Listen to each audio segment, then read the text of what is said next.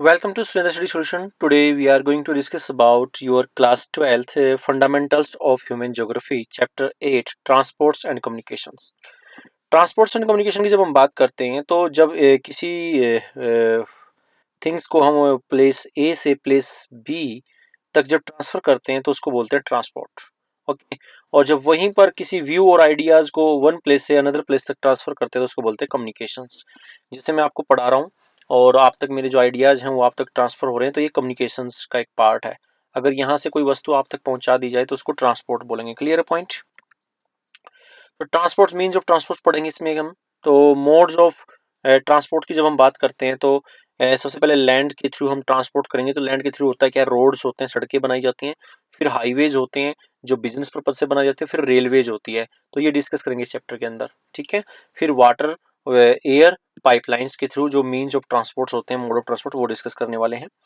तो जिसमें सबसे पहले आता है कि यहाँ पर व्हाट इज ट्रांसपोर्ट नेटवर्क। सुना होगा आपने, ट्रांसपोर्ट नेटवर्क होता क्या है। जब आप देखेंगे यहाँ पे किसी जैसे दिल्ली, मुंबई, चेन्नई, कोलकाता, तो यहाँ पर आप देखेंगे जो नोड्स वर्ड यूज किया गया, नोड्स वर्ड यूज किया गया किसी एक डेस्टिनेशन के लिए। जब किसी एक डेस्टिनेशन को टू हाईवेज आपस में कनेक्ट करते हैं तो वो ये जहाँ पर कनेक्ट करते हैं उसको नोड्स बोला जाता है। Joining together by series of routes. और जब ये पूरा सीरीज पूरा ज्वाइन कर देते हैं इसको इंटरलिंक बोल देते हैं, जिसको हम लिंक्स ऑफ नेटवर्क्स या जो ट्रांसपोर्ट नेटवर्क कह सकते हैं। Clear point. अब आता है रोड्स। रोड्स होते क्या हैं। Road transport is the most economically for short distance compare to railways. तो रेलवे के कंपैरिजन में जो इकोनॉमिकली होते हैं वो रोड्स होते हैं। Flight transport by road is gaining importance because it offers road door to door service. अब फायदा क्या होता है रेलवे के मुकाबले, रोड का क्या फायदा होता है कि रोड्स जो होते हैं ना door to door service provide करते हैं। कहीं पे भी जो वो शॉप होती है रास्ते के अंदर तो वहां पे वो सप्लाई कर सकते हैं, लेकिन रेलवे में ऐसा पॉसिबल नहीं है। तो एक मेन बेनिफिट क्या है, door to door services provide करता है roads. But unmetalled roads, though simple in construction, are not effective and serviceable for all seasons. All seasons. During the rainy seasons, these become unmotorable, and even the metalled ones are seriously handicapped during heavy rains or and floods. तो जो roads होते हैं वो सड़कें होती हैं, ये जो अनमेटल्स होती हैं, कच्ची सड़कें होती हैं, या जब पक्की सड़कें भी होती हैं तो जब हैवी रेनफॉल होता है उस टाइम पे, जब फ्लड आ जाती है तो उस टाइम पे ये भी एक हैंडीकैप्ड बन जाते हैं, एक प्रकार से वो सर्विस प्रोवाइड नहीं कर पाते जो एक रेलवे कर पाता है। ठीक है। तो रोड्स के ये बेनिफिट होते हैं। In developed countries, good quality roads are universal and provide long distance links in the form of motorways, autobahns दो। जो जर्मनी के अंदर जो हाईवेज होते हैं, जो मेटल्स रोड होते हैं, उनको क्या कहा जाता है, उनको कहा जाता है ऑटोबन्स। तो ऑटोबहन्स या ऑटोबन्स कहा जाता है जर्मनी के अंदर। क्लियर, ये एमसीक्यूज में आएगा आपका क्वेश्चन। तो ऑटोबन्स जर्मनी के अंदर जो रोड्स होते हैं उसको कहा जाता है। And interstate highways for speedy movement. The world's total motorable road length is only about 15 million kilometre. तो पूरे वर्ल्ड की अगर बात करें तो मोटरेबल जो रोड्स हैं जिन पे गाड़ियां चलती हैं तो वो 15 मिलियन किलोमीटर हैं। कितना है, 15 million kilometre. Of which north America accounts for 33%। जिसमें से नॉर्थ अमेरिका के पास कितना है, 33%। 15 मिलियन किलोमीटर का 33% हाईवेज किसके पास, रोड्स किसके पास है, अमेरिका के पास है। The highest road density and the highest number of vehicles are registered in this continent compare to western Europe. तो जो नॉर्थ अमेरिका है तो नॉर्थ अमेरिका के पास रोड डेंसिटी सबसे ज्यादा है and highest number of vehicles भी हैं इसके पास। तो पॉइंट नोट कर लेंगे, नॉर्थ अमेरिका के पास रोड्स डेंसिटी सबसे ज्यादा है और 33% जो total length of the world high roads हैं उसका 33% अकेला किसमें है, नॉर्थ अमेरिका कॉन्टिनेंट के पास है। Clear point. जिसमें नॉर्थ कॉन्टिनेंट में कौन कौन है, कनाडा है, यूएसए है, मैक्सिको है और कुछ कंट्रीज आते हैं, तो इसको हम नॉर्थ अमेरिका कॉन्टिनेंट काउंट करते हैं। नेक्स्ट आता है हाईवेज। हाईवेज क्या होते हैं, highways are metal road connecting distant places. They are constructed in a manner of unobstructed vehicular movement. As such, these are 80 metre wide. ये पॉइंट नोट कर लेंगे, 80 metres wide with separate traffic lanes, bridge, flyover and dual carriageways to facilitate uninterrupted traffic flow. to facilitate uninterrupted traffic flow. In developed countries, every city and port town is linked through highways. तो highways क्या होते हैं? highways वो बनाए जाते हैं जो देखते हैं यहाँ पे जहाँ पर आपको ब्रिज ज़्यादा देखने को मिलेंगे, ट्रैफिक लेन एक डिफरेंट देखने को मिलेगी, बीच में फ्लाईओवर्स बना दिए जाएंगे ताकि जो एक लोकेशन से दूसरी लोकेशन की जो कनेक्टिविटी है वो काफ़ी स्पीडली हो, बिजनेस के पर्पज से हो। और जो वाइड बनाया जाता है वो 80 मीटर्स वाइड जो सड़कें होती हैं उनको क्या बोलते हैं? हाईवेज बोलते हैं। Clear point? In north America, highways density is high about 0.65 kilometre पर स्क्वायर किलोमीटर। अब भाई अमेरिका के अंदर रोड डेंसिटी भी सबसे ज़्यादा है, तो हाईवेज जो है वो भी सबसे ज़्यादा कहाँ है? अमेरिका के पास है डेंसिटी के according. Every places is within 20 kilometers distance from a highway. Every places is within 20 kilometers distance from a highway.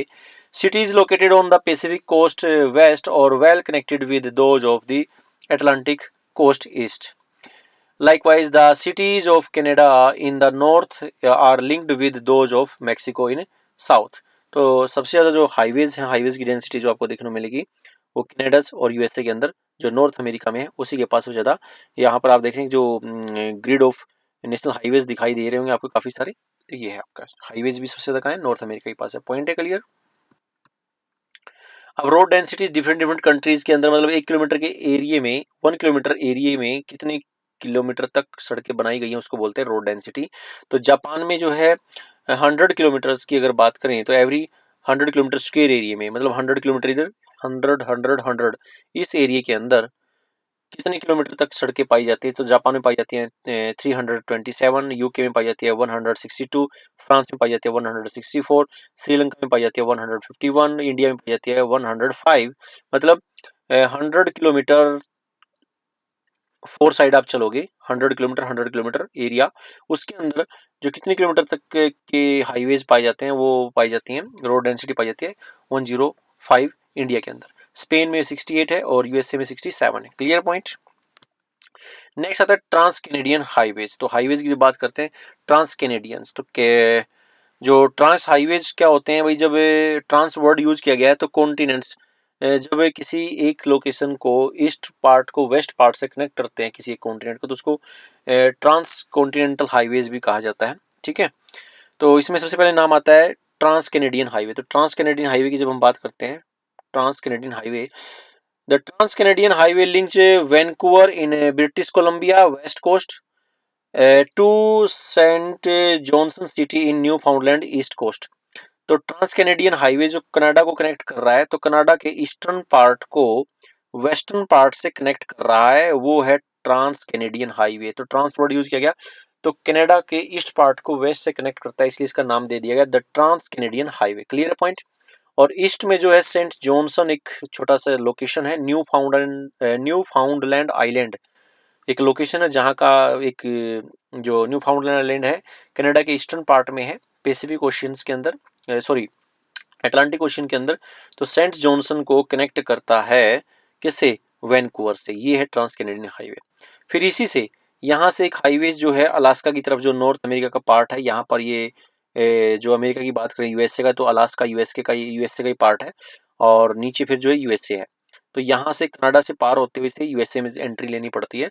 तो जो ये हाईवेज है जो कनेक्ट करता है अलास्का को, ऊपरी हिस्से को, अमेरिका के ऊपरी हिस्से को जो अलास्का है उसको कनेक्ट करता है यूएसए से थ्रू कनाडा, तो वो रूट्स का जो नेम है वो है अलास्कन हाईवे लिंक। क्या नाम है? अलास्कन हाईवे लिंक उसका नाम है। तो द अलास्कन हाईवे लिंक किसको करता है?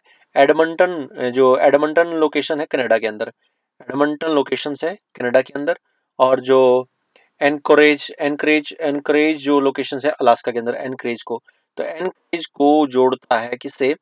एडमंटन से। तो ये बन जाता है अलास्कन हाईवे। ठीक है, क्लियर पॉइंट? इसके बाद द पान अमेरिकन हाईवे। तो पान अमेरिकन हाईवे की बात करते हैं तो पान अमेरिकन हाईवेज में जो ये है नॉर्थ अमेरिका, ये है साउथ अमेरिका। तो नॉर्थ अमेरिका के अलास्का वाला, ये अलास्का वाला पार्ट था, यहाँ पर आपने देखा था ये मिड में यूएसए था, नॉर्थ में कनाडा, साउथ में मैक्सिको। तो यहाँ से अलास्का के पार्ट से लेते हुए वेस्टर्न पार्ट को कवर करते हुए, पूरे जो टोटली नॉर्थ अमेरिका कवर करते हुए, साउथ अमेरिका को कनेक्ट करते हुए, तो ये एक हाईवे है जो नॉर्थ अमेरिका कॉन्टिनेंट को साउथ अमेरिका कॉन्टिनेंट से कनेक्ट करने वाला है, जिसको बोला गया पान American highway. The Pan American Highway, a large portion of which has been constructed, will connect the countries of South America, central America and USA and Canada. तो ये इन सबको कनेक्ट करने वाला है। नेक्स्ट पॉइंट है the trans continental Stuart highway. तो trans continental Stuart highway मतलब जो ऑस्ट्रेलिया के अंदर जो कनेक्ट करता है, ऑस्ट्रेलिया के नॉर्थ पार्ट में जो लोकेशन है डार्विन लोकेशन है, डार्विन को एडेलेड एडेलेड से कनेक्ट करता है। तो डार्विन को एडेलेड से कनेक्ट करता है, नॉर्थ से साउथ कनेक्ट करने वाला जो हाईवे है वो है trans continental Stuart highway. The trans continental Stuart highway connect Darwin north and Melbourne via Tennant Creek and Alice Springs in Australia. तो ये हाईवे कनेक्ट करता है, ये कुछ लोकेशंस हैं जो देख रहे हैं यहाँ पे, डार्विन को लास्ट में एडिलेड से कनेक्ट करता है। Clear point. तो trans continental Stuart highway Australia में आएगा। नेक्स्ट है मॉस्को व्लादिवोस्टॉक हाईवे। तो ये रसिया के अंदर है। In Russia, a dense highway network is developed in the industrialized region west of Urals, with Moscow as the hub. The important Moscow-Vladivostok highway serves the region to the east. Due to the vast geographical area, highways in Russia are not as important as railway. तो Russia की जो location है, Russia का physical structure ऐसा है कि वहां पर पहाड़ी इलाका है, तो वहां पर सड़कों की बजाय रेलवे नेटवर्क बहुत अच्छा होता है। और इसीलिए जो हम देख रहे हैं कि रेलवे नेटवर्क थोड़ा लंबा है, जो पिट्सबर्ग तक जाता है। ये जो हाईवे है, हाईवे कनेक्ट करता है व्लादिवोस्टॉक को कनेक्ट करते हुए, चीता से होते हुए, इरकुट्स्क से होते हुए, नोवसिबिर्स्क से होते हुए मॉस्को तक जाता है। ये है हाईवे जो रसिया में कनेक्ट है, मॉस्को को व्लादिवोस्टॉक से कनेक्ट करता है। तो यहाँ रसिया के अंदर सड़कों के मुकाबले ट्रेन नेटवर्क, जो रेलवे नेटवर्क है वो अच्छा होता है, क्योंकि उसकी ड्यू टू ज्योग्राफिकल कंडीशंस। तो यहाँ पर आप देख रहे हैं कि ऐसे ही अभी आपने कनेक्टिविटी देखी थी मॉस्को से व्लादिवोस्टॉक तक, तो कनेक्टिविटी हो ही चुकी थी। तो वहां से कनेक्टिविटी को नॉर्थ अमेरिका तक कनेक्टिविटी बनाने के लिए और फिर इधर लंदन से कनेक्टिविटी बनाने के लिए एक ऐसा है कि आने वाले टाइम में आप देखेंगे पूरे होल कॉन्टिनेंट को बाय रोड कनेक्ट कर दिया जाएगा। तो इस तरीके से आप देखते कनेक्टिविटी वोल वोल वर्ल्ड्स के जो एरिया हैं उनको कवर करने वाला एक हाईवे शो हो रहा होगा। यहाँ न्यूयॉर्क से आएगा जो फेयरबैंक्स तक, फेयरबैंक्स से आएगा नोमे तक, नोमे से आएगा मॉस्को, मॉस्को से आएगा London. Clear point. In China, highways crisis across the country is connectivity all major cities such as Songtos near Vietnam boundary, Shanghai central China, Guangzhou south and Beijing north। तो China के अंदर जो connectivity है इन locations को लेके काफ़ी चिंता का विषय बना हुआ है कि एक प्रकार से जो चाइना ने पूरे को कनेक्ट करने के लिए, पूरे एशिया को कनेक्ट करने के लिए सड़कों का जाल बिछाना शुरू कर दिया है। ए न्यू हाईवे लिंक, जिसमें एक न्यू हाईवे लिंक बनाया गया है चेंगदू विद लहासा इन तिब्बत। तो चेंगदू को लहासा से कनेक्ट करने वाला जो हाईवेज है यहाँ पर देख रहे हैं आप, बीजिंग ये रहा आपका, बीजिंग से जो कनेक्टिविटी करते हुए लहासा, ये लहासा है, और लहासा से चेंगदू एक कनेक्टिविटी और दिखाई जा रही है, ये वाला चेंगदू को लहासा से कनेक्ट करने वाला जो हाईवे है वो चाइना के अंदर बनाया जा रहा है। तो ऐसे आपने देखा तो हाईवेज की जो डिमांड है वो काफ़ी बढ़ती जा रही है। तो ऐसा ही एक एग्जांपल है इंडिया के अंदर, जब हम बात करते हैं तो हाईवेज की जब बात करते हैं तो in India there are many highways linking the major towns and cities. For example national highway number 7 connecting Varanasi with Kanyakumari is the longest in the country. तो आप देखेंगे जो वाराणसी से लेके कन्याकुमारी तक एक नेशनल हाईवे था जिसका नाम था नेशनल हाईवे 7। अभी नेम चेंज हो चुके हैं नेशनल हाईवेज के, इवन ओड नंबर में रखे जा चुके हैं। जो national highway north to south जाते हैं वो इवन नंबर में रखे गए हैं, जो ईस्ट टू वेस्ट जाते हैं वो ओड नंबर में रखे गए हैं। इवन नंबर का मतलब कैसे, 2 4 6, ठीक है। तो अब 2 4 6 ऐसे नेशनल हाईवे आ गए हैं और इस तरीके से 1 3 5 6 आ चुके हैं। तो आपने एनसीईआरटी के अकॉर्डिंग याद रखना है, नेशनल हाईवे नंबर 7 वाराणसी से कन्याकुमारी कनेक्ट करता है, वो इंडिया का सबसे लॉन्गेस्ट नेशनल हाईवे है। लेकिन अभी अगर करंटली बात करें तो 44 नेशनल हाईवे 44 इंडिया का लॉन्गेस्ट नेशनल हाईवे है, जो इंडिया के नॉर्थ में कन्याकुमारी को इंडिया के नॉर्थ में कश्मीर को कन्याकुमारी से कनेक्ट करता है, कश्मीर को, जो कन्याकुमारी को कश्मीर से कनेक्ट करता है नेशनल हाईवे। अगर हम बात करें तो कौन सा नेशनल हाईवे 44 है। तो कश्मीर से कन्याकुमारी जो कनेक्टिविटी करने वाला नेशनल हाईवे वो है 44 है, ठीक है। द गोल्डन क्वाड्रिलेटर किसे कहा गया? गोल्डन क्वाड्रिलेटर और super expressway is underway to connect the 4 metropolitan cities, जिसमें कौन कौन सी थी? न्यू दिल्ली, मुंबई, बेंगलोर, चेन्नई, कलकत्ता, हैदराबाद। तो इसमें 4 मेट्रोपॉलिटन सिटीज कौन कौन सी? दिल्ली, मुंबई, चेन्नई, कोलकाता को कनेक्ट करने के लिए एक नेशनल हाईवे यहाँ दिखाई दे रहा है आपको, गोल्डन क्वाड्रिलेटरल, जो क्वाड्रिलेटरल की शेप बना रहा है, जिसको बोला गया गोल्डन क्वाड्रिलेटरल्स। तो 4 मेट्रोपॉलिटन सिटी को कनेक्ट करने का काम करता है, जिसमें नेशनल हाईवेज बनाए गए हैं। क्लियर है पॉइंट यहाँ तक? तो हाईवेज आपने डिस्कस किए वर्ल्ड्स के अंदर और इंडिया के अंदर। अब लास्ट में एग्जांपल है अफ्रीका। तो अफ्रीका एक कॉन्टिनेंट है, उसमें जो हाईवेज है in Africa, a highways joins Algeria in north to Conakry in Guyana, national highway 2। तो नेशनल हाईवे 2 ये है आपका, ठीक है। फिर है similarly Cairo is also connected to Cape Town. तो कैरो को केप टाउन से कनेक्ट करने वाला नेशनल हाईवे, कैरो को केप टाउन से कनेक्ट करने वाला नेशनल हाईवे, ऐसे नेशनल हाईवेज देखने को मिलेंगे आपको। नेक्स्ट है बॉर्डर रोड्स। बॉर्डर रोड्स क्या होते हैं? Roads laid along international boundaries are called border roads. They play an important role in integrating people in remote areas with major cities and providing defence. अब भाई remote area क्या होता है? जहां तक आपकी एक्सेसिबिलिटी नहीं होती, जैसे पहाड़ी इलाका होता है, ठीक है। इंटीग्रेटिंग पीपल, तो वहां की पब्लिक को इंटीग्रेट करता है, जोड़ने का काम करता है। Major cities and provide defence, उनको डिफेंस प्रोवाइड करता है। जो बॉर्डर के एरिया होते हैं, हिली एरिया होता है, तो वहां पर जो सड़कें बनाई जाती है उन्हें बॉर्डर रोड्स ऑर्गेनाइजेशन बनाती है। Almost all countries have such roads to transport goods to border village and military camps. और ये जो सड़कें बनाई जाती हैं, ये वहां पर जो मिलिट्री कैंप होते हैं या वहां के जो लोग होते हैं, विलेजेस होते हैं, उनके यहाँ गुड्स को ट्रांसपोर्ट करने का काम किया जाता है बीआरओ द्वारा, बॉर्डर रोड ऑर्गेनाइजेशन जो सड़कें बनाती है बॉर्डर के आसपास। Clear point? नेक्स्ट आता है मोड ऑफ ट्रांसपोर्ट। तो मोड ऑफ ट्रांसपोर्ट हम पढ़ रहे थे, जिसमें लैंड पढ़ रहे थे, लैंड में हमने रोड्स पढ़ लिया, रोड्स के बाद फिर हमने हाईवे, हाईवे जो कौन कौन से कंट्रीज के अंदर है, किस किस तरीके से वो कनेक्टिविटी करते हैं लोकेशन दूसरी। अब पॉइंट आता है रेलवेज। तो रेलवे की जब हम बात करते हैं मोड ऑफ ट्रांसपोर्ट्स में, लैंड ट्रांसपोर्ट्स का एक एग्जाम्पल है। तो रेलवे का इंपोर्टेंस कब से आया, कैसे आया? The revolution in transport came about only after the invention of a steam engine in the 18th century। 18th century के अंदर जैसे स्टीम इंजन आया, perhaps the first public railway line was opened in 1825। 1825 में पूरे world में सबसे पहले एक जो रेलवे लाइन बनाई गई 1825 बिटवीन स्टोकटन एंड डार्लिंगटन। तो स्टोकटन को डार्लिंगटन से कनेक्ट करने वाला एक सबसे पहला जो रेलवे था वो 1825 में आया इन नॉर्थ इंग्लैंड। नॉर्थ इंग्लैंड के पार्ट में पड़ता है। स्टोकटन को डार्लिंगटन से कनेक्ट करने वाला जो रेलवे है, पब्लिक रेलवे, 1825। क्लियर रहेगा पॉइंट? ओके। रेलवेज। तो रेलवेज की जब हम बात करते हैं, railways are a mode of land transport for bulk goods and passenger और long distance.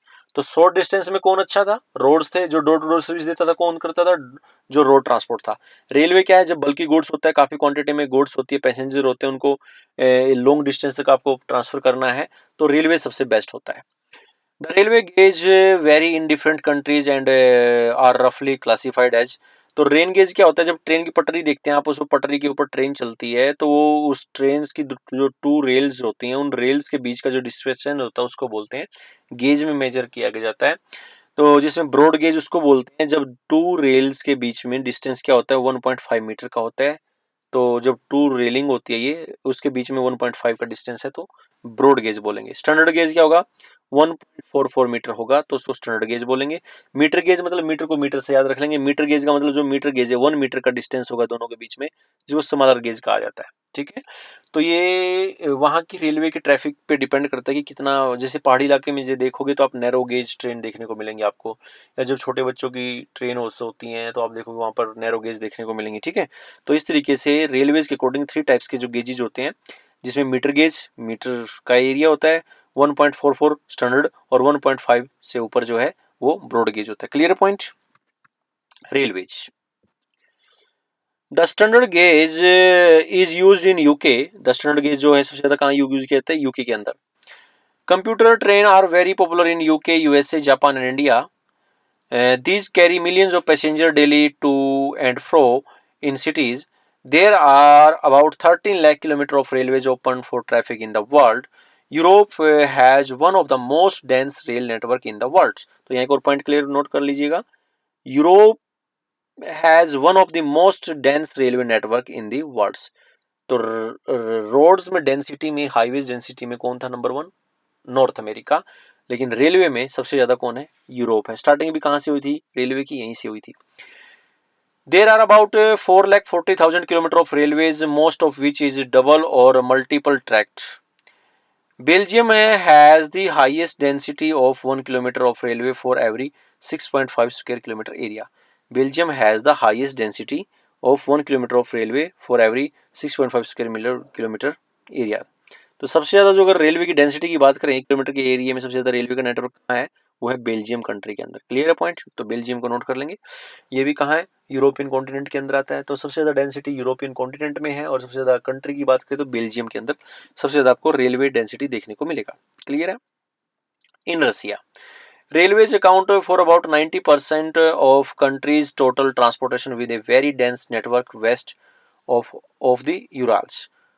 Moscow is the most important railhead with major lines radiating to different parts of the country's vast geographical area. Underground railways and computer trains are also important in Moscow. तो Russia के अंदर मैंने जैसे बताया कि सबसे पहले maximum जो इम्पोर्टेंस है वो किसका है? रेलवेज का ही है. In Russia, railways account for about 90% of the country's total transport with a very dense network west of Urals. Clear point? URLs क्या है? एक माउंटेन है रसिया के अंदर वेस्टर्न पार्ट में, जो अमेरिका जो सॉरी रसिया और यूरोप के बीच में एक बाउंड्री का काम करता है, जिसका नाम है माउंटेन्स, और माउंटेन का नाम क्या है? Ural mountain. अब ट्रांसकॉन्टिनेंटल रेलवेज. तो ट्रांसकॉन्टिनेंटल रेलवे होते क्या है? ट्रांसकॉन्टिनेंटल रेलवे, अभी हम हाईवे पढ़ चुके थे, अब रेलवे की बात आ रही है. Transcontinental railways run across the continent and link its two ends.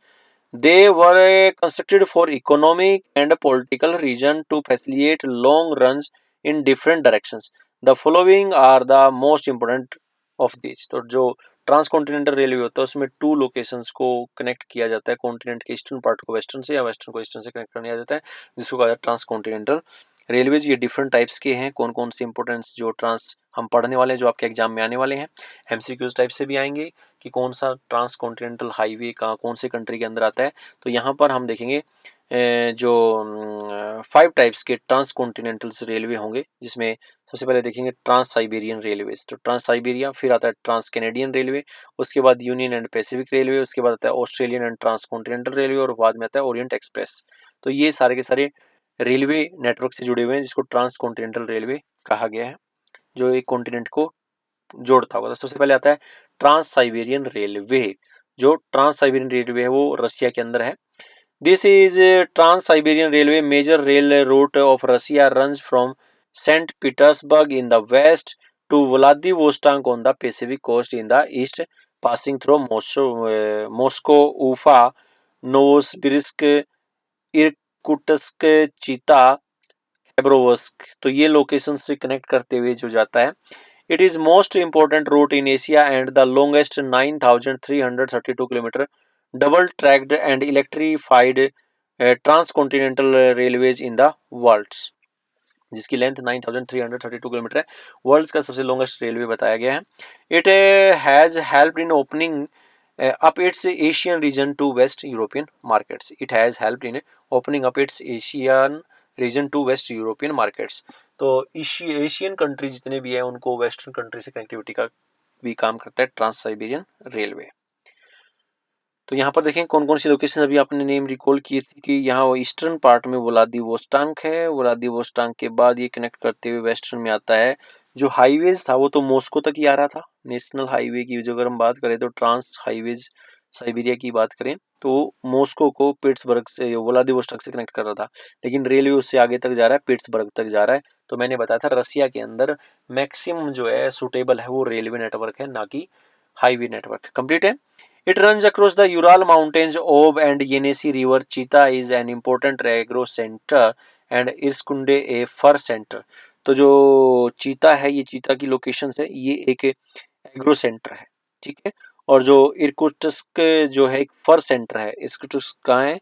वो एक फर सेंटर के तौर पर देखने को मिलता है। ठीक है, तो ये लोकेशंस याद हो गई होगी आपको, कौन सी लोकेशंस कहाँ पर है। तो ट्रांस साइबेरियन रेलवे कनेक्ट करता है। अब यहाँ इसने कहा यूराल, तो यूराल माउंटेन क्या है? यूराल माउंटेन एशिया के हिस्से को यूरोप से अलग करता है। येनेसी और ओब क्या है? यहाँ पर येनेसी और ओब रिवर हैं जिनको ये ट्रैक पार करते हुए, उन रिवर्स को पार करते हुए जाता है। इसीलिए आपसे पूछेगा एग्जाम में, ओब और यूनेसी, ओब एंड येनेसी रिवर्स को जो हाईवेज क्रॉस करता है, तो कौन कौन से वो हाईवेज हैं? तो है ट्रांस साइबेरियन हाईवेज जो रशिया के अंदर है। Clear point. फिर आता है trans Canadian railways. Trans Canadian railway, this 7,005 kilometer long rail line in Canada runs from Halifax in the east. Halifax एक लोकेशन है in the east to Vancouver on the Pacific coast, passing through Montreal, Ottawa, Winnipeg, and Calgary. It was constructed in 1865, 1858, 1886, initially as part of an agreement to make British Columbia on the west coast join the Federation of States. Later on, it gained economic significance because it connected the Quebec and Montreal industrial region with the wheat belt of the prairie regions and the conifer forest region in the north. Thus, each of these regions became complementary to each other. तो जो ये trans Canadian highway था, उसके साथ ही हम बात करें trans Canadian जो रेलवे है, तो रेलवे में यहाँ लोकेशन है हैलिफैक्स, ईस्ट में है लोकेशन हैलिफैक्स। तो हैलिफैक्स की लोकेशंस ईस्ट में है। जहां पर हम हाईवे पढ़ रहे थे, तो हाईवे में सेंट जॉनसन को कनेक्ट कर रहा था। ठीक है, ये डिफरेंस आपने याद रखना है। तो रेलवे में हैलिफैक्स आएगा। रेलवे में कौन आएगा? हैलिफैक्स से ये क्यूबिक तक जाता है। क्यूबिक से जो मॉन्ट्रियल तक का एरिया है, जिसकी वजह से इसको इकोनॉमिक आर्टरी भी कहा जाता है। और फिर ओटावा, कडबरी, विनीपेग, विनीपेग वर्ल्ड्स की जो है वीट मार्केट है। उसके बाद रेजिना, कालगेरी और फिर वैंकूवर तक की कनेक्टिविटी करता है ट्रांस कैनेडियन रेलवे, जो कनाडा के ईस्टर्न पार्ट को वेस्टर्न पार्ट से कनेक्ट करता है। ईस्ट में आता है हैलिफैक्स और वेस्ट में आता है वैंकूवर। क्लियर हो गया पॉइंट? ठीक है, नेक्स्ट आता है ट्रांस कैनेडियन रेलवेज। तो ट्रांस कैनेडियन रेलवे के अंदर a loop line from Winnipeg to Thunder Bay, जो सुपीरियर लेक है, सुपीरियर लेक के पास एक बे का है, जो खाड़ी है, जिसका नाम है Thunder Bay. This rail line with one of the important waterways of the world, तो वन इम्पोर्टेंट जो वाटरवेज ऑफ द वर्ल्ड है, ये वाला जो देख रहे हैं आप, जो विनीपेग को थंडर बे से कनेक्ट करता है। This line is the economic artery of Canada. Wheat and meat are the important export on this route, तो व्हीट और मीट जो है इम्पोर्टेंट एक्सपोर्ट होता है इस रूट के थ्रू। तो आपने देखा कनाडा के अंदर जो रूट्स निकल कर आया। अब आता है the union and Pacific railway. तो यूनियन एंड पैसिफिक रेलवे किसे कहा गया है? The Union and Pacific Railway, these rail lines connect New York on the Atlantic coast and San Francisco on the Pacific coast, passing through Cleveland, Chicago, Omaha, Evans, Ogden, Sacramento. तो ये these locations are connected through the Union and Pacific Railway from New York to San Francisco. The most valuable export on this route are orange, grains, papers, chemicals and machinery. तो आइए देखते हैं USA के अंदर। तो USA के अंदर जो ईस्टर्न पार्ट को वेस्टर्न पार्ट से कनेक्ट करता है, जिसको नाम दिया गया the union and Pacific railway नाम दिया गया है। यहाँ आप देख रहे हैं ये लाइन है, इससे ऊपर कनाडा है, ये जो लाइन देख रहे हैं ये नीचे मैक्सिको है, ये बीच वाला हिस्सा बच गया, ये यूएसए है। और यूएसए में ईस्टर्न पार्ट पे न्यूयॉर्क, न्यूयॉर्क को कनेक्ट करता है सैन फ्रांसिस्को से, वेस्ट में है सैन फ्रांसिस्को। यहाँ पर ओशियन है जिसका नाम है Pacific ocean, sorry Atlantic ocean. यहाँ पर जो ओशियन है जिसका नाम है पैसिफिक ओशियन। तो Atlantic ocean coast, Atlantic coast में लोकेशन है न्यूयॉर्क और पैसिफिक कोस्ट में लोकेशन है सैन फ्रांसिस्को। इनको कनेक्ट करने वाला है Union and Pacific railway. Clear है पॉइंट? इसके बाद आता है the Australian transcontinental railway. Australian transcontinental railway, this rail line runs west-east across the southern part of the continental from Perth on the west coast, Perth on the west coast, to Sydney on the east coast. तो eastern part पे Sydney है और western part पे Perth है। तो Sydney को Perth से connect करने वाला जो रेलवे है जिसको कहा गया ट्रांस ऑस्ट्रेलियन या the Australian trans continental railway, जिसमें पासिंग थ्रू कालगुरली यहाँ पर लोकेशन है कालगुरली, फिर है ब्रोकन को कनेक्ट करता है। उसके बाद आता है ब्रोकन के बाद ब्रोकन हिल आता है, फिर पोर्ट अगस्टा। तो इन सबको लोग को कनेक्ट करने का काम करता है the Australian trans continental railway. Clear point, east to west को कनेक्ट कर रहा है। फिर आता है द ओरिएंट एक्सप्रेस। तो ओरिएंट एक्सप्रेस है क्या? This line run from Paris to Istanbul. Paris को इस्तांबुल से कनेक्ट करने वाली जो लाइन है, passing through Strasbourg, Munich, Vienna, Budapest, Belgrade. The journey time from London to Istanbul by air express is now reduced to 96 hours against 10 days by the sea routes। तो जब हम बात करते हैं लंदन को इस्तांबुल से connect करते थे वाया सी रूट, तो हमारे जो 10 डेज लगते थे वही डिस्टेंस अब 96 आवर्स में कंप्लीट कर लिया जाएगा।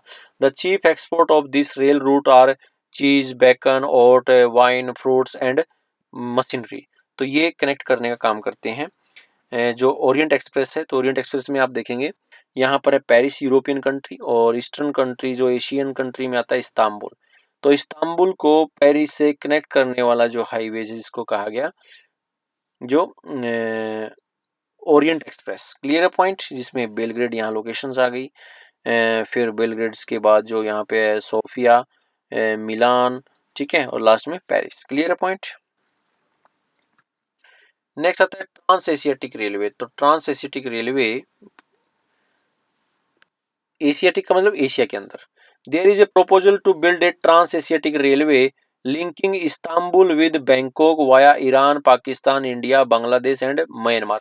जैसे पेरिस से इस्तांबुल कनेक्टिविटी की गई थी, तो इस्तांबुल तक आ गए थे आप पेरिस से, तो पेरिस इस्तांबुल तक आ गए थे, तो इस्तांबुल से अगर आपको आना तो ये बाई वाया सी रूट आते हैं आप, ऐसे दिल्ली में होते हुए ऐसे बैंकॉक तक जाते हैं आप, म्यांमार तक कनेक्टिविटी होती है। अगर इसकी जगह हम लैंड से कनेक्टिविटी कर देंगे तो क्या बेनिफिट होने वाला है आने वाले टाइम में, तो इस्तांबुल को कनेक्ट करते हुए बैंकॉक तक लेके जाना, तो ये बनेगा प्रोपोजल आपका हाईवेज की अगर बात करें तो प्रोपोजल हाईवेज के बेनिफिट क्या होंगे, कोस्ट की कमी क्या होगी, यहाँ पर आप बारीकी से देख सकते हैं ध्यान से कि जो कोस्ट है, अगर हम बात करें न्यू दिल्ली अंकारा या न्यू दिल्ली में मैंडले की कनेक्टिविटी जो बात कर रहे हैं, तो यहाँ पर कोस्ट को डिफ्रेंशिएट कर रहा है कि कितनी कोस्ट लगेगी, कितना टाइम कम हो रहा है। तो आप देख रहे हैं जो ब्लू में है, ब्लू में कोस्ट भी ज़्यादा है, टाइम भी ज़्यादा है। यहाँ पर जो ये डार्क कलर में नज़र आ रहा है आपको, ये कोस्ट भी कम कर रहा है, डिस्टेंस भी कम कर रहा है। ट्रांस एशियाटिक रेलवे नेटवर्क, तो ये रेलवे नेटवर्क भी बनाया जा रहा है। ट्रांस एशियाटिक में जो कनेक्टिविटी की जा रही है, तो एशिया के ईस्टर्न पार्ट को वेस्टर्न पार्ट से कनेक्ट करने की बात की जा रही है, जिसको बोला गया ट्रांस एशियाटिक रेलवे। अब आता है मोड ऑफ ट्रांसपोर्ट में सेकंड पॉइंट है हमारा वाटर। तो वाटर के थ्रू भी हम ट्रांसपोर्ट करते हैं। लैंड कवर हो चुका है हमारा, तो वाटर के थ्रू एक सी रूट होता है और एक इनलैंड होता है।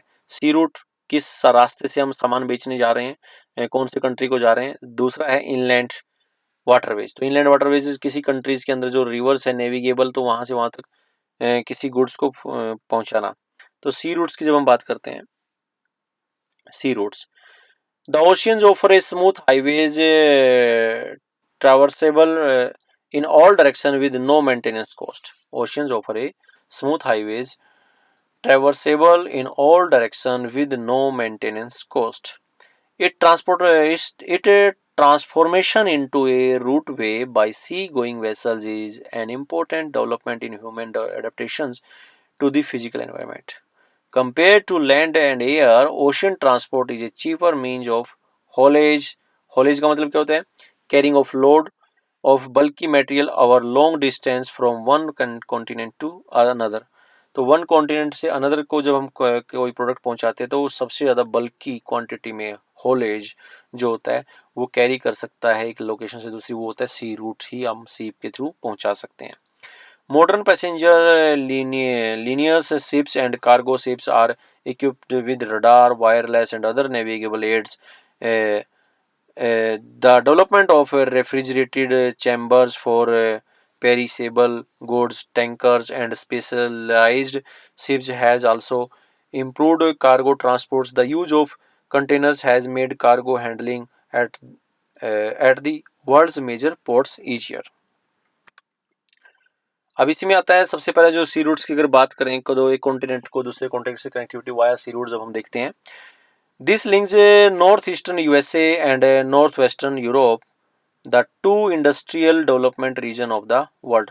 तो यहाँ हम बात कर रहे हैं वेस्ट जो यूरोपियन कंट्री, यहाँ है नॉर्थ अमेरिका के जो ईस्टर्न कंट्री है, तो इनको कनेक्ट करता है। ये जो हम बात कर रहे हैं एस शेप में जो हमारे पास एक ओशन होता है जिसको हम अटलांटिक ओशन बोलते हैं, तो ये अटलांटिक ओशन का नॉर्थ पार्ट है, ये साउथ पार्ट है। तो नॉर्थ पार्ट की जब हम बात कर रहे हैं, मतलब जो ब्रिटेन से अमेरिका की कनेक्टिविटी लगा लो या लंदन से न्यूयॉर्क की कनेक्टिविटी लगा लो, वो वाला जो रूट की अगर हम बात करें तो ये सबसे बिजिएस्ट रूट है। क्या है? बिजिएस्ट रूट है। This link 1/4 of the world's foreign trade move on this route। तो टोटल वर्ल्ड्स का जो 1/4 ट्रेड होता है ना, वो इसी रूट से होता है। It is therefore the busiest in the world and otherwise called the big truck route. Both the coast have highly advanced port and harbor facility। ठीक है, तो busiest sea route है, अच्छी क्वालिटी के हार्बर हैं यहाँ पर। The Mediterranean Indian ocean sea route, तो Mediterranean Indian ocean sea routes की जब हम बात करते हैं तो यहाँ पर यूरोपियन कंट्रीज का एक कंट्री है इटली, और इटली के नीचे यहाँ पर ओशियंस है जिसका नाम है मेडिटेरियन सी। तो आपने काफ़ी बार सुना होगा, 11th क्लास में भी सुना होगा मेडिटेरियन क्लाइमेट, या आपके एग्रीकल्चर चैप्टर में आएगा मेडिटेरियन क्लाइमेट। तो मेडिटेरियन का मतलब मेडिटेरियन ओशन के आसपास का जो क्लाइमेट है। तो मेडिटेरियन ओशियन, मेडिटेरियन सी के थ्रू इंडियन ओशियन से कनेक्टिविटी जो हो रही है, तो पहले ऐसे नहीं होती थी। इसके बनने का कारण क्या है? ये जो कनेक्टिविटी हुई है यहाँ स्वेज कैनाल की वजह से हुई है। तो स्वेज कैनाल बना दी गई जिससे इंडियन ओशियन से सीधा मेडिटेरियन सी से होते हुए यूरोप में आने का रास्ता हो गया आपके लिए। This route passes through a heart of line old world and serves more countries and people than any other route. Port Said, Adan, Mumbai, Colombia, and Singapore are some of the important ports on this route. The construction of Suez Canal has greatly reduced in distance and time as compared to the earlier route through the Cape of Good Hope, which was longer than the route through Suez Canal। तो जो ये older root दिखाई दे रहा है आपको red colour का, ये root जो होता था एशिया से यूरोप जाने का रास्ता जो होता था काफी लंबा होता था, इसको कम कर दिया गया है। 7,000 किलोमीटर तक का डिस्टेंस कम कर दिया गया है इसके बनने से। अब जब स्वेज कैनाल से आप एंट्री करते हैं यूरोपियन की ओर, तो यहाँ स्वेज कैनाल है जिसकी वजह से इंडियन ओशियन से मेडिटेरियन सी से होते हुए यूरोप में जाने का रास्ता बन गया है। The construction of Suez Canal has greatly reduced the distance as time compared to the earlier route through the Cape of Good Hope, which was longer than the route through Suez Canal। तो Suez Canal से longer route होता था ये पहले, Cape of Good Hope जो location है यहाँ पर। ठीक है, the Cape of Good Hope sea route जो होता था पहले पुराने टाइम में अगर बात करें तो यही रास्ता होता था जहां से व्यापारी जो लोग आते थे यूरोपियन कंट्री से। This trade route connect the highly industrialised western European region with west Africa, south east Asia and commercial agriculture and livestock economics of Australia and New Zealand.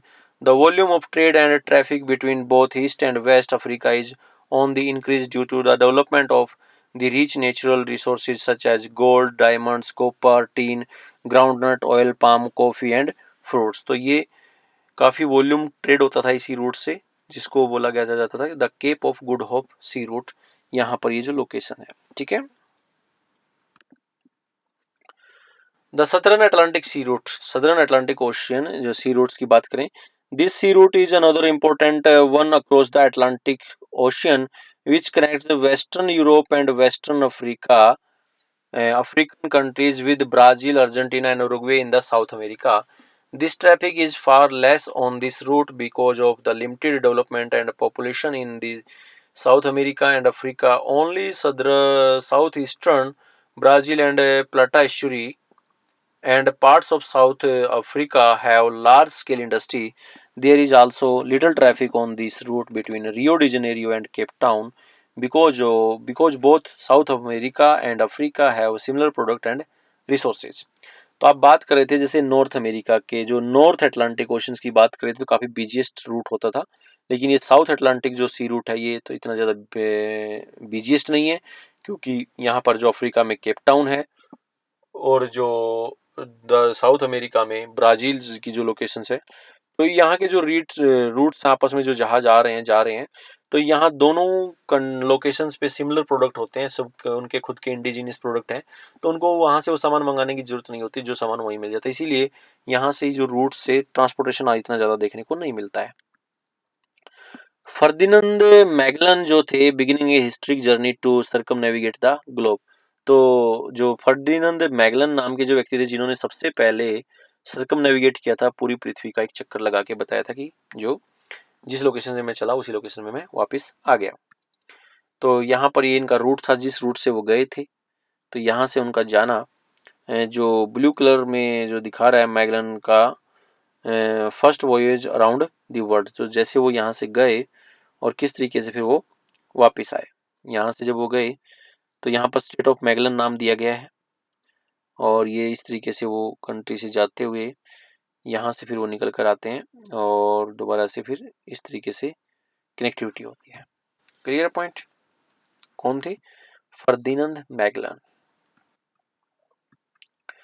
Next आता है the South Pacific sea route. South Pacific sea route जो प्रशांत महासागर बोलते हैं जिसको हिंदी में, the South Pacific Sea Route. This sea route connects Western Europe and North American with Australia, New Zealand and the scattered Pacific island via the Panama Canal. तो Panama canal यहाँ पर जो आप देख रहे हैं मैक्सिको जो नीचे कंट्री है, यहाँ पर जो आपका पैसिफिक ओशन है, ये अटलांटिक ओशन की कनेक्टिविटी पनामा कैनल से होती है। This route is also used for reaching Hong Kong, Philippines, Indonesia. The distance covered between Panama and Sydney is 12,000। तो अगर हम बात करें पनामा से सिडनी आने का जो रास्ता है वो 12,000 किलोमीटर तक ही रह जाता है। Honolulu is an important port on this route. तो यहाँ पर एक हवाई आइलैंड है, अमेरिका के अंडर आता है, उसकी जगह लोकेशन है होनोलुलु। तो होनोलुलु एक ऐसी लोकेशन जो एक सेंटर पॉइंट बनता है अमेरिका से एशिया आने का, एशिया से अमेरिका, या अमेरिका से ऑस्ट्रेलिया, ऑस्ट्रेलिया से अमेरिका जाने का। ठीक है। फिर यहाँ पर जो न्यूजीलैंड की जो बात करें, न्यूजीलैंड का एक जो पोर्ट है वो है ओकलैंड्स। तो यहाँ पर ओकलैंड्स नजर आ रहा है आपको। तो इस तरीके से सी रूट्स की अगर हम बात करें तो यहाँ पर आप देखेंगे सी रूट्स जो कनेक्ट करते हैं कॉन्टिनेंट को दूसरे कॉन्टिनेंट से, और एक कॉन्टिनेंट के प्रोडक्ट को दूसरे कॉन्टिनेंट के प्रोडक्ट में बेचने के काम आता है, जिससे एक ग्लोबलाइजेशन की डिमांड बनती है, ग्लोबलाइजेशन क्रिएट होता है। तो यहाँ देखेंगे डिफरेंट डिफरेंट सी रूट्स हैं यहाँ, जैसे सैन फ्रांसिस्को से होनोलुलु, होनोलुलु से ओकलैंड, ओकलैंड से सिडनी। ठीक है। या यहाँ पनामा, पनामा से अगर हम बात करें होनोलुलु और इससे फिर और सिडनी पहुंचा जाएगा। ठीक है। या सैन फ्रांसिस्को से होनोलुलु, होनोलुलु से योकोहामा, या वैनकूवर से सीधा योकोहामा। तो ये कनेक्टिविटी है। ये सबसे ज़्यादा बिजिएस्ट सी रूट बताया था मैंने, नॉर्थ अटलांटिक जो मैंने बताया था एस शेप में जो ओशियन है उसको हम बोलते हैं अटलांटिक ओशियन। ये नॉर्दर्न पार्ट है, ये सदर्न पार्ट है। सदर्न पार्ट इतना बिजी नहीं था क्योंकि इन दोनों लोकेशंस पे सेम प्रोडक्ट है, तो जब यहाँ पे भी गेहूं होता है, यहाँ पे भी गेहूं होता है, तो आपस में एक्सचेंज क्यों करेंगे। ठीक है। लेकिन सबसे ज्यादा बिजिएस्ट कौन सा होता है? नॉर्थ अटलांटिक सबसे ज्यादा बिजिएस्ट होता है। Clear point?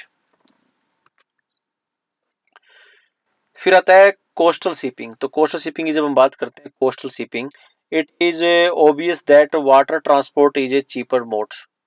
जो वाटर ट्रांसपोर्ट के थ्रू हम जब बात करते हैं तो ये सबसे चीपेस्ट होता है, सबसे सस्ता होता है, जल मार्ग सबसे सस्ता होता है।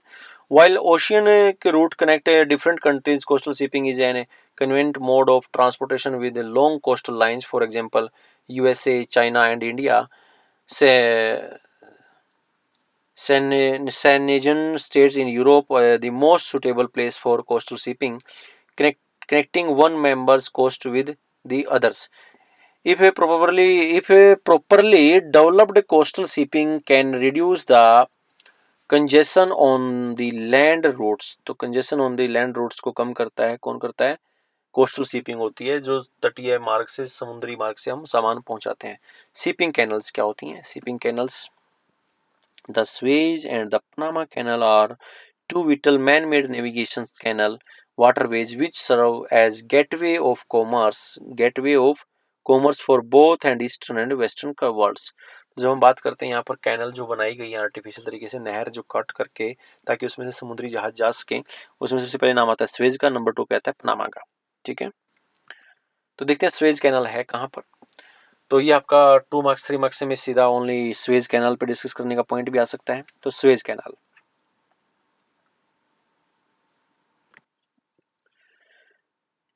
the tolls are so heavy that some find it cheaper to go by the longer Cape route whenever the consequent delay is not important.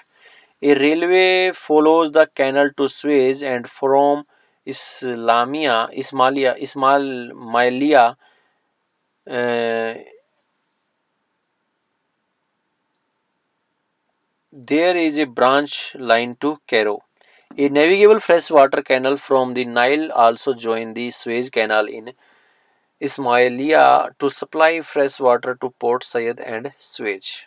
तो यहाँ पर आप देखेंगे ब्लू कलर में ये जो इजिप्ट कंट्री है, इजिप्ट कंट्री के पास में यहाँ पर स्वेज कैनाल है जो रेड सी को मेडिटेरियन सी से कनेक्ट करती है, स्वेज कैनाल। और इसमें जो यहाँ पर पोर्ट सैयद पोर्ट यहाँ पे है और पोर्ट जो स्वेज पोर्ट है, तो स्वेज पोर्ट को सैयद पोर्ट से कनेक्ट करने का काम करती है।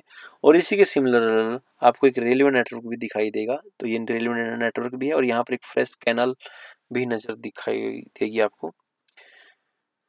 This canal had been constructed 1869, तो 1869 में इस कैनल्स का कंस्ट्रक्शन किया गया Egypt between port Said and port Suez. तो पोर्ट सैयद और स्वेज के बीच में कनेक्टिविटी, यहाँ पोर्ट सैयद है, यहाँ पोर्ट स्वेज है। In the south linking the Mediterranean Sea and Red Sea. It gives Europe a new gateway to the Indian Oceans and reduce direct sea route distance between Liverpool and Colombia compared to the Cape of Good Hope route. It is sea level canal without locks, which is about 160 km and 11 to 15 meter deep. About 100 ships travel daily and each ship takes 10 to 12 hours to cross the canal. तो इसमें से 100 के करीब हर रोज अगर बात करें तो जहाज क्रॉस करते हैं, जिसमें से 10 से 12 घंटे लगते हैं उनको इसको पार करने में। यहाँ पोर्ट जो स्वेज है, स्वेज को सैयद से कनेक्ट किया गया है। और इसी के सिमिलर मैंने बताया आपको एक रेलवे नेटवर्क भी है और एक फ्रेश वाटर लेक भी है। ये था आपका स्वेज कैनाल, 1869 में बनाई गई थी। ठीक है, और फिर आता है कि पनामा कैनाल। तो पनामा कैनाल की जब हम बात करते हैं तो ये आता है नॉर्थ अमेरिका और साउथ अमेरिका की कनेक्टिविटी जो हो रही है। तो वहाँ पर पनामा सिटी के आसपास जब इसको कट करके बनाया गया, तो कट किया गया, तो जब जैसे ये कट की गई तो नॉर्थ में आता है कैरेबियन सी, साउथ में आता है पैसिफिक सी। तो पैसिफिक सी को कैरेबियन सी या अटलांटिक ओशियन से कनेक्ट करने का काम करती है Panama. This canal connects the Atlantic Sea in the east to the Pacific Sea in the ocean in the west. It has been constructed across the Panama Isthmus between Panama City and Colon. तो यहाँ पर दो port नजर आएंगे आपको, एक colon port और एक पनामा सिटी और एक colon. By the USA government which purchased 8 km of area on either side and named it as the canal zone. तो गवर्नमेंट ने इसके साथ लगने वाला 8 किलोमीटर 8 किलोमीटर तक का दायरा, उधर दोनों साइड में 8 किलोमीटर, एक उधर 8 किलोमीटर उधर 8 किलोमीटर उधर, वो नेम्ड इट था कैनल जोन नाम दिया गया है, उसको खरीदा गया है। The canal is about 72 kilometre long, 72 kilometre long है and involves a very deep cutting for a length of 12 kilometre. तो the canal is about 12 kilometre long and involves a very deep cutting for a length of 12 kilometre. तो 12 kilometre की जो length है और जो cutting deep cutting की गई है इसके अंदर। पनामा कैनल, तो पनामा कैनल्स में जो पोर्ट है यहाँ पर है कोलन और यहाँ पर है पनामा सिटी। पनामा सिटी को कोलन से कनेक्ट करने का काम करती है पनामा लेक। ये नजर आ रही है आपको पनामा लेक। ठीक है, it shortens the distance between New York and San Francisco by 13,000 kilometre. तो सैन फ्रांसिस्को से न्यूयॉर्क जाने का रास्ता पहले जो था वो 13,000 किलोमीटर ज्यादा पड़ता था। जैसे ही पनामा कैनल्स बनाई गई तो पहले यहाँ न्यूयॉर्क से ये इस तरीके से इस रूट से जाया जाता था सैन फ्रांसिस्को तक। फिर जैसे ही पनामा कैनल क्रिएट की गई तो पनामा कैनल बनाई गई तो यहाँ पर पनामा को कट करके बनाया गया, तो अब जहाज यहाँ से यहाँ चला जाता है तो 13,000 किलोमीटर कम जाना पड़ता है। Likewise, the distance between Western Europe and west coast of USA, the northeastern and central USA and east and southeast Asia is shortened. The economic significance of this canal is relatively less than that of the Suez. However, it is vital the economic of Latin America. तो ये जो Suez canal थी उसी की तरह से बनाई गई थी पनामा कैनल। इकोनॉमिक सिग्निफिकेंस था इसके पीछे। Clear point. अब बात आती है मोड ऑफ ट्रांसपोर्ट में, तो मोड ऑफ ट्रांसपोर्ट में हम पढ़ चुके हैं सी रूट। अब आता है इनलैंड वाटरवेज। तो इनलैंड वाटरवेज की जब हम बात करते हैं कि किसी कंट्री के अंदर जो रिवर्स हैं वो रिवर्स की कनेक्टिविटी कहाँ होती है, नेविगेबल है, किस लोकेशन को किस लोकेशन से कनेक्ट करती है, ये पॉइंट जो हम डिस्कस कर रहे हैं इनलैंड वाटरवेज। तो inland waterways rivers, canals, lakes, coast areas have been important waterways since time of immemorial. Boat and streams are used as means of transport for cargo and passenger. The development of inland waterways is depend on the navigability, width and depth of the channel, continuity in the flow of water and transport technology in use. तो ये navigable जो नदी reverse है वहीं पर ये possible हो पाएगा इनलैंड वाटरवेज। इसमें कुछ एग्जांपल हैं जिसमें हम पढ़ेंगे जो आपके एग्जाम के पॉइंट ऑफ व्यू से इंपॉर्टेंट है, जैसे राइन वाटरवेज है, डैन्यूब वाटरवेज है, वोल्गा वाटरवेज है, मिसिसिपी वाटरवेज है एंड ग्रेट लेक्स, जो ग्रेट लेक्स सेंट लॉरेंस सी वे है।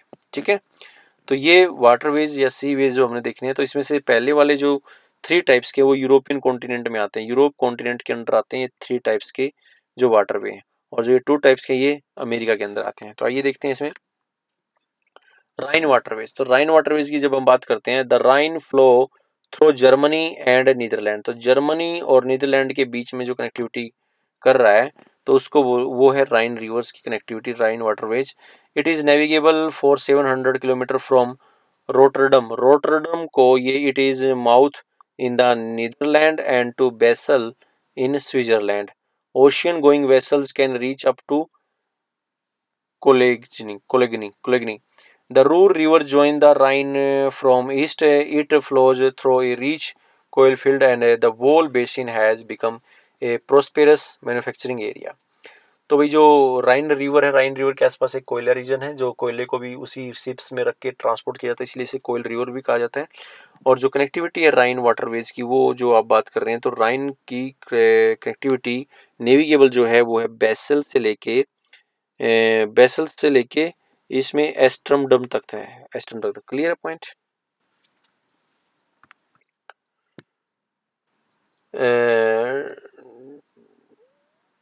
Dusseldorf is the Rhine port for this region. Huge tonnage moves along the stretch south of the Ruhr. This waterway is the world's most heavily used. Each year, more than 20,000 oceans-going ships and 2 lakhs inland vessels exchange their cargoes.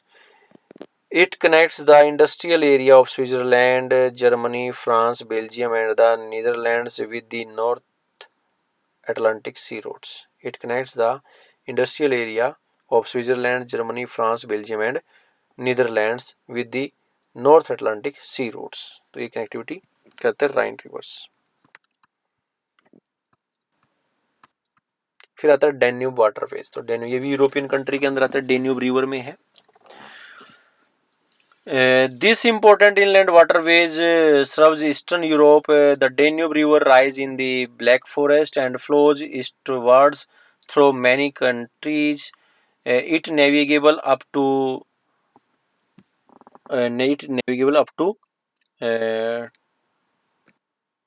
Torna Severin. The chief export items are wheat, maize, timber and machinery. तो राइन river ये देख रहे हैं आप, राइन जो sorry डाइन्यूब river है European countries में, तो यहाँ पर राइन रिवर यहाँ थे आपकी। ठीक है, तो ये कनेक्टिविटी यहाँ देख रहे हैं जर्मनी में, जर्मनी से होते हुए और ये काफ़ी सारी कंट्री से होते हुए इस तरीके से आ रही है। तो यहाँ पर आप देखेंगे जो कैपिटल्स हैं हंगरी बुडापेस्ट, ऑस्ट्रिया, ठीक है, बुल्गारिया, ये कैपिटल्स देखने को मिलती हैं। डेन्यूब वाटरवेज जो है important inland waterways eastern Europe, जो rise in the Black Forest से निकलकर flow eastward through many countries. अब आती है वोल्गा वाटरवेज। जो वोल्गा रिवर है यूरोपियन कंट्री की लॉन्गेस्ट रिवर है। Russia has a large number of developed waterways, of which the Volga is one of the most important. It provides a navigable waterway 11,200 km and drainage into the Caspian Sea. The Volga-Moscow Canal connects it with the Moscow region and the Volga-Don Canal with the Black Sea. तो black सी में जो canal Volga Dong को connect कर रही है, तो Volga river जो है यूरोपियन कॉन्टिनेंट की सबसे लॉन्गेस्ट रिवर है, जिसकी लेंथ जो है नेविगेबल है जो 11,200 किलोमीटर। Clear point. तो जो कैस्पियन सी में आके गिर रही है। फिर आता है the Great Lakes Saint Lawrence seaway. The Great Lakes Saint Lawrence seaway. The Great Lakes of North America, Superior, Huron, Erie, and Ontario are connected by Sioux Canal and Welland Canal to form an inland waterways. तो जो आप यहाँ पर देख रहे हैं 5 great lakes बोलते हैं अमेरिका के अंदर, जिसमें पहली है सुपीरियर, फिर है मिशिगन, फिर है ह्यूरोन, फिर है ईरी, फिर है ओंटारियो। तो ये 5 ग्रेट लेक्स हैं, इनको आपस में कनेक्ट किया जा रहा है। फिर सेंट लॉरेंस रिवर है, वो इसको पेसी अटलांटिक ओशन की ओर लेके जा रही है। तो यहाँ से ड्यूलुथ को कनेक्ट करने के लिए ये लेक्स हैं, लेक से कनेक्ट होते होते सेंट लॉरेंस रिवर है, सेंट लॉरेंस रिवर आपको ओशन की ओर लेके जाती है। तो इसका मतलब इनलैंड एरिया में कोई सामान पहुंचाना है, कोई प्रोडक्ट पहुंचाना है, तो वाया वाटर ही आप पहुंचा सकते हो। The estuary of St. Lawrence River along with the Great Lakes form a unique commercial waterways in the northern part of North America. The ports on this route is Duluth. Duluth ये port है यहाँ पे आपका, and Buffalo are equipped with all facility of ocean ports. तो Buffalo जो ports है यहाँ पर, ठीक है। As such, large ocean-going vessels are able to navigate up the rivers deep inside and a continent to Montreal, but here goods have to be transshipped to smaller vessels due to the presence of rapids. Canals have been constructed up to 3.5 meter deep to avoid these. ठीक है, जो canals बनाई गई हैं वो 3.5 metre deep बनाई गई हैं। तो यहाँ पर जो मैंने बताया कि ड्यूलुथ जो सुपीरियर में ड्यूलुथ पोर्ट है, ये है सुपीरियर लेक से यहाँ जो लोक है, शू लोक से जो सुपीरियर से कनेक्टिविटी होती है ह्यूरोन में, ह्यूरोन के बाद फिर कनेक्टिविटी ईरी तक, ईरी से ओंटारियो में जो कनेक्टिविटी होती है वो कैनल बनाई गई है जिसका नाम है वेलेंड कैनल बनाई गई है, जो कनेक्टिविटी कर रही है ईरी को ओंटारियो से कनेक्ट कर रही है, और सू यहाँ पर है सुपीरियर को जो ह्यूरोन से कर रही है। और फिर मॉन्ट्रियल लेक ओंटारियो सेक्शन ये कट किया गया यहाँ पर, मॉन्ट्रियल लेक ओंटारियो सेक्शन। और इस तरीके से ये जो कनेक्टिविटी है लॉरेंस के थ्रू, इसको कहा गया Great Lakes Saint Lawrence maritime transportation system पूरा का पूरा। क्लियर है। पता है अमेरिका के अंदर एक और जो इनलैंड रूट है वो है मिसिसिपी वाटरवेज। तो मिसिसिपी वाटरवेज जो है, मिसिसिपी रिवर है वर्ल्ड्स की सेकंड लार्जेस्ट रिवर है मिसिसिपी, जो बर्डफुट डेल्टा बनाती है और मैक्सिको की बे में आके गिरती है। तो यहाँ पर ये देख रहे हैं आप,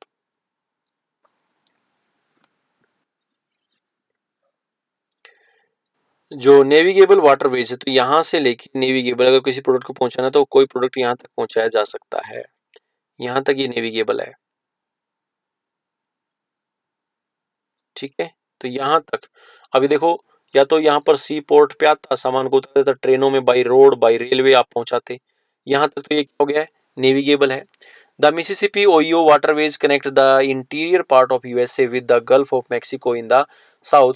large steamers can go through this route up to Minneapolis. तो मिनियापोलिस यहाँ पर ये है लोकेशन, मिनियापोलिस जो सुपीरियर, देखो यहाँ आपने, ये है वो 5 ग्रेट लेक्स। एक रूट आपने इससे पहले यहाँ पे भी ढूंढा था, ये था आपका एक route Superior, Huron, Ontario, Lawrence से होते ऐसे, ये रूट था अभी अभी आपका जो अभी आपने सीखा।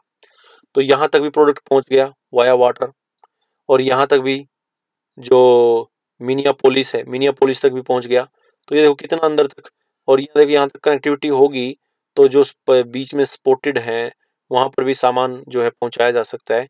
तो नेविगेबल काफी फ्रूटफुल है अमेरिका के लिए ये वाली लोकेशंस, जिसमें मिसिसिपी भी हो गया, मिसिसिपी ओहियो वाटरवेज, और उधर सेंट लॉरेंस वाटरवेज। तो मोड ऑफ ट्रांसपोर्ट हम पढ़ चुके हैं, यहाँ तक हम कवर कर चुके हैं land water air.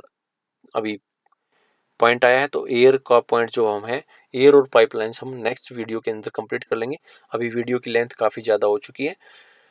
I hope आपको अच्छे से पॉइंट्स अंडरस्टैंड हुए होंगे, और मैपिंग को एक बार जरूर देख लीजिएगा दोबारा से, जो जो मैपिंग्स हैं वो कैसे कैसे आपने स्लाइड्स के अंदर देखिए, कौन कौन सी जो वाटरवेज हैं, डेन्यूब वाटरवेज कहाँ है, और फिर राइन वाटरवेज, उसके बाद जो इनलैंड वाटरवेज के जो एग्जाम्पल थे वो कवर कर चुके हैं हम इनलैंड वाटरवेज। और उसके बाद जो हमने पनामा कैनल और सुएज कैनल, जो मोस्ट इंपॉर्टेंट है, यहाँ से क्वेश्चन बनेंगे सैयद पोर्ट और पोर्ट सुएज कौन कौन से हैं। फिर उसके बाद जो कोस्टल शिपिंग क्या होती है, फिर हमने देखा था कि एक लोकेशन को दूसरी लोकेशन तक पहुंचाने के लिए जो वाया सी रूट्स की कनेक्टिविटी कैसे बनी। सबसे पहले फर्दिनांद मैगलन नाम के व्यक्ति थे जिन्होंने पूरे वर्ल्ड का जो नेविगेट करके बताया। और उसके बाद फिर मेडिटेरियन से इंडियन ओशियंस का जो रूट है यूरोप के साथ कनेक्टिविटी कैसे हुई स्वेज कैनल के बनने से। उसके बाद फिर हमने सी रूट्स के बाद हमने मोड ऑफ ट्रांसपोर्ट्स में वाटर देखे थे, और उससे पहले फिर हमने रेलवे में पेरिस को इस्तांबुल से कनेक्ट करने वाला जो हाईवे था उसको हमने द ओरिएंट एक्सप्रेस वे कहा। और उसके बाद फिर हमने ऑस्ट्रेलियन ट्रांसकॉन्टिनेंटल रेलवे देखा, उसके बाद हमने यूनियन एंड पैसिफिक रेलवे, उसके बाद ट्रांस कैनेडियन रेलवे। फिर कैनेडियन ट्रांस कैनेडियन रेलवे को इकोनॉमिक आर्टरी भी कहा जाता है, और जिस क्यों कहा जाता है क्योंकि उसमें जो क्यूबेक को मॉन्ट्रियल तक की जो लोकेशन है वो काफ़ी, ये लोकेशन ऐसी है जो फूड पे डिपेंडेंसी होती है उसको कनेक्ट करने का काम कर रही है। फिर ट्रांस कैनेडियन रेलवे के साथ साथ जो ट्रांस साइबेरियन रेलवे वर्ल्ड का सबसे लॉन्गेस्ट रेलवे जो हमने पढ़ा था, 9332 किलोमीटर जिसकी लेंथ थी। और उसके बाद जो हमने ट्रांस कॉन्टिनेंटल रेलवे के जो 5 टाइप्स हैं, कौन कौन से कंट्रीज के अंदर रेलवे आपस में कनेक्ट करती है वो देखी थी। ठीक है, तो ये सारे पॉइंट हमने डिस्कस किए रेलवेज के बाद। फिर हमने जो लैंड्स को डिस्कस किया था, बॉर्डर्स को डिस्कस किया था, डिफरेंट डिफरेंट कंट्रीज में नेशनल हाईवे उनको डिस्कस किया। जैसे इंडिया में लॉन्गेस्ट नेशनल हाईवे जो 7 पड़ा, लेकिन अब जो हम बात करें 1944 नेशनल हाईवे जो सबसे लंबा है। और उसके बाद फिर जो हाईवेज कॉन्टिनेंट को क्रॉस करने वाले हाईवेज हमने देखे। और रोड डेंसिटी हाईवेज सबसे ज़्यादा कहाँ देखने को मिलती है, नॉर्थ अमेरिका में। और जो वाइड होती है विड्थ होती है वो 80 मीटर्स की विड्थ होती है नेशनल हाईवे जो हाईवेज होते हैं। फिर रोड्स देखे, जर्मनी के अंदर रोड्स को जो है ऑटोबान्स कहा जाता है। और सबसे ज़्यादा रोड्स की डेंसिटी जो देखने को मिलेगी वो नॉर्थ अमेरिका के अंदर देखने को मिलती है। क्लियर पॉइंट, तो यहाँ तक हम डिस्कस कर चुके थे, ये अपना चैप्टर कंप्लीट हो चुका था। तो कुछ पोर्शन जो रहता है लास्ट वाला ट्रांसपोर्ट वो नेक्स्ट वीडियो के अंदर आपको देखने को मिलेगा। तो सेकंड पार्ट जो होगा इसका उसमें हम उसको कंप्लीट करेंगे। आई होप आपको बड़े अच्छे तरीके से समझ में आ गया होगा हर एक पॉइंट। तो thank you for watching this video, have a nice day.